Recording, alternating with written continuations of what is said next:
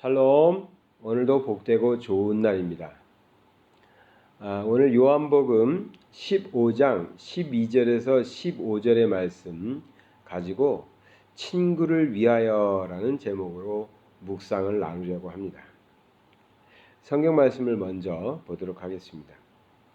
내 계명은 곧 내가 너희를 사랑한 것 같이 너희도 서로 사랑하라 하는 이것이니라. 사람이 친구를 위하여 자기 목숨을 버리면 이보다 더 큰 사랑이 없나니 너희는 내가 명하는 대로 행하면 곧 나의 친구라. 이제부터는 너희를 종이라 하지 아니하리니 종은 주인이 하는 것을 알지 못함이라. 너희를 친구라 하였노니 내가 내 아버지께 들은 것을 다 너희에게 알게 하였음이라. 아멘. 여기에 12절의 말씀은 우리가 많이 기억하실 겁니다. 내가 너희를 사랑한 것 같이 너희도 서로 사랑하라. 13절의 말씀은 아시는 분들도 많겠지만 참 부담스러운 얘기죠. 사람이 친구를 위하여 목숨을 버리면, 자기 목숨을 버리면 이보다 더 큰 사랑이 없다라는 말씀. 근데 과연 친구를 위하여 목숨을 버릴 만한 그런 사람이 있을까요? 근데 사실 이 13절의 말씀은 14절의 말씀과 15절의 말씀 연결해서 생각하시면 이 말씀은 우리 인간들이, 세상에 있는 사람들이 이 말씀을 그대로 순종하라는, 사람들에게 주어진 말씀이라기보다는 우리 주님께서 뒤에 보면 14절에 보면 너희는 내가 명하는 대로 행하면 곧 나의 친구라 했지 않습니까? 그래서 우리 주님의 친구가 누구예요? 인간들인 우리들이죠. 하나님의 뜻을 따르는. 그래서 결국 어떻게 되죠? 우리 주님이 친구된 우리 사람들을 위해서 주님의 목숨을 내어놓으셨죠.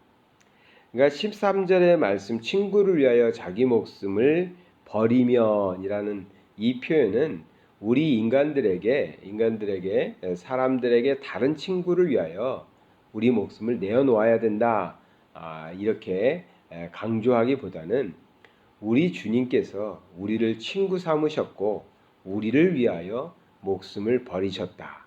그것을 본받아서 우리도 세상을 살아갈 때에 친구를 위하여 살아야 된다. 이렇게 말씀을 이해하는 것이 맞지 않나 생각합니다. 우리는 하나님의 자녀들이고요. 하나님의 말씀을 따르는 사람들입니다. 그렇다고 해서 우리가 하나님의 말씀을 전적으로 정말 100%다 순종하고 말씀대로 다 행할 수 있는 그러한 믿음과 능력이 있느냐? 그렇지 못할 때가 참 많죠. 그러면 우리가 말씀대로 온전히 순종하지 않았을 때는 그러면 우리 하나님께서는 우리를 어떻게 보시느냐? 너 100% 순종 안 했어? 그러면 필요 없어. 이런 것이냐? 우리 인간은 본래 하나님의 말씀대로 하나님의 뜻대로 온전히 순종하기가 너무나 어려운 존재들이죠. 그래서 우리의 부족함 때문에 사실은 우리 주님께서 이 땅에 오신 것이거든요. 그래서 우리의 부족함을 주님께서 해결하시는 거죠. 그래서 이 본문에서도 주님께서 우리의 친구가 되어주시고 친구를 위하여 목숨을 내어놓으시죠. 그러면서 그 사랑을 힘입어서 이제 주님의 그 사랑을 힘입은 우리들은 세상을 살아갈 때 조금 더 용기를 내서 우리 하나님의 말씀대로 살고자 하는 그러한 용기를 내고 노력을 해보는 것이죠. 그래도 온전히 못할 수 있습니다. 하나님 말씀대로 정말 100%다 따를 수 없을 때도 있을 거예요. 그러나 괜찮습니다. 우리가 주님 곁에서 떠나지 않고요. 계속 주님 붙잡고 주님의 말씀을 따르고자 하는 애씀이 있으면 우리 주님께서 우리가 감당하지 못하는 것은 주님이 감당하셨거든요. 그리고 주님 가신 길을 그냥 묵묵히 따라가는 것입니다. 그래서 제가 바라는 것은 우리가 신앙생활할 때 내 기준에서 혹은 성경적 기준이라고 말하는 그 기준을 갖다가 다른 사람에게 갖다 잣대로 대는 겁니다. 성경에서 이랬는데 당신은 이렇게 하니까 당신은 잘못된 것이다. 당신은 신앙이 없는 것이다. 믿음이 없는 것이다. 다른 사람한테 자꾸만 잣대를 갖다 대는 것이죠. 그것은 그리 좋은 것이 아니라고 봅니다. 우린 다 연약하거든요. 힘들거든요. 우리는 위로가 많이 필요합니다. 그런 잣대는, 그런 기준은 나에게 돼야죠. 나에게. 내가 하나님의 말씀에 비춰봤을 때 참 온전하지 못했구나. 참 온전히 순종하지 못했구나. 좀 더 잘해봐야 되겠다. 이럴 때 그 잣대를 들이미는 것이지 다른 사람을 정죄하고 다른 사람을 깎아내리기 위해서 성경의 말씀이나 하나님의 명령들을 사용하는 것은 그리 좋은 것이 아니라고 봅니다. 우리 주님께서는 이렇게 말씀하시고 계세요. 15절에 보니까 이제부터는 너희를 종이라 하지 아니하리니 종은 주인이 하는 것을 알지 못함이라. 너희를 친구라 하였노니 내가 내 아버지께 들은 것을 다 너희에게 알게 하였음이라. 이제 주님께서는 우리들을 위하여 목숨을 내어놓기까지 하심으로 우리와 친구 관계가 되셨어요. 이젠 더 이상 종이 아니에요. 그래서 친구인 우리들에게 하나님의 뜻을 다 알려주었다. 그러니 어떻게 됐어요? 예수 믿는 사람들은 어떻게 됐습니까? 하나님의 뜻을 알잖아요. 하나님이 무엇을 원하시는지, 어떻게 살기를 원하시는지를 알죠. 그러니 친구 되신 예수님처럼 우리도 이 세상에 살아가면서 용기 내서 말씀에 순종하고 말씀대로 살아보려는 애씀을 해보는 거죠. 그래도 넘어질 때 있거든요. 그래도 실패할 때 있고 부족할 때 있습니다. 그럴 때에는 뭐가 필요할까요? 친구가 필요합니다. 친구가. 그렇지 않겠습니까? 아무리 힘써도 안 될 때도 있죠. 아무리 노력해도 안 될 때도 있고. 그럴 때는 정죄하고 가르치고 야단치고 그런 사람이 아니라 옆에서 묵묵히 힘을 보태주는 그러한 친구가 필요한 것이죠.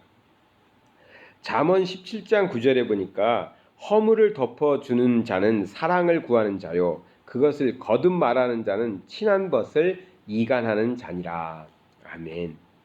사실 이 말씀은 제가 잘 새기고 살아야 될 말씀이에요. 왜? 목회자들은요, 신학을 공부한 사람들은 굉장히 다른 사람들에 대해서 정죄를 잘합니다. 습성이 지금 그래요. 아니까 성경을 많이 안다 이거죠. 그런 거 좋지 않거든요. 허물을 덮어주는 자는 사랑을 구한다고 그랬어요. 그것을 거듭 말하는 자는 친한 벗을 이간한다고 그랬거든요. 그러니까 우리의 삶 속에서 우리가 좀 다른 연약한 사람들, 약한 사람들을 좀 잘 보담아주고 또 허물이 있으면 좀 덮어주고 그러한 친구가 되어줘야 된다는 것이죠. 제가 자료를 좀 하나 찾아보니까 모르는 사람이나 가까운 친구에게 그들을 위해서 행복하게 해주는 방법을 이렇게 쭉 나열해 놓은 것이 있더라고요. 그래서 좀 동감이 가는 부분이 많아서 좀 적어봤어요.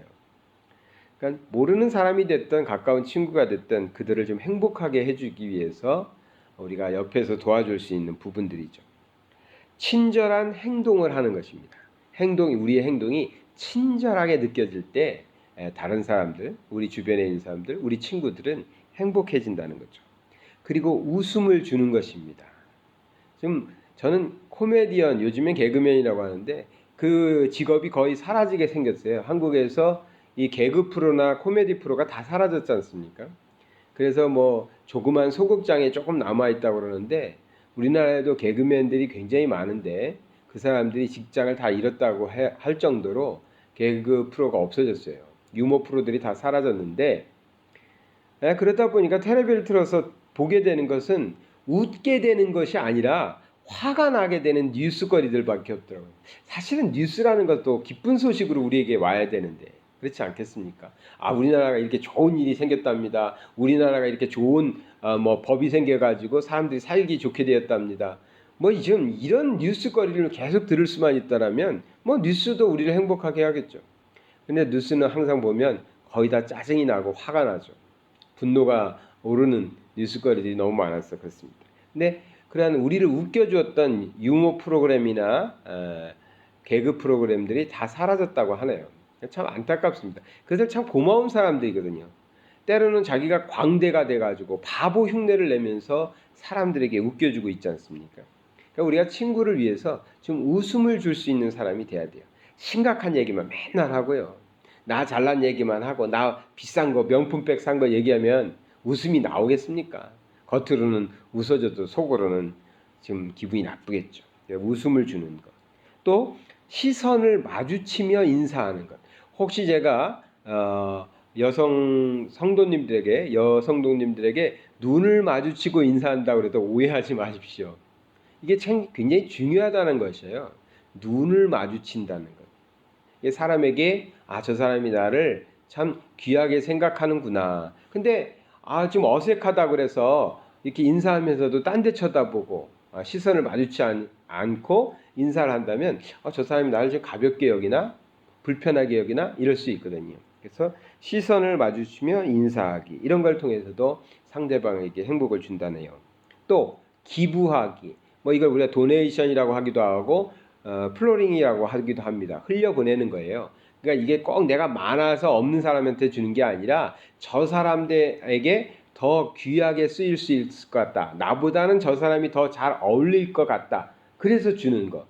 그럴 때 상대방은 저 사람이 나를 항상 생각하고 있었구나. 나의 취향과 나의 취미와 또 나의 이런 것을 잘 이해하고 있어서 이렇게 생각하고 있어서 이런 걸 나에게 주는구나. 이러면 기분이 좋아지죠. 지가 많이 가졌다고 나 가난하게 여기는 거야? 이런 게 아니라 무슨 뜻인지 이해하시죠? 그래서 남에게 선물을 하는 것도 기분을 좋게 만들어주고 행복하게 해줄 수 있다고 합니다. 또 우리가 잘 아는 칭찬하기.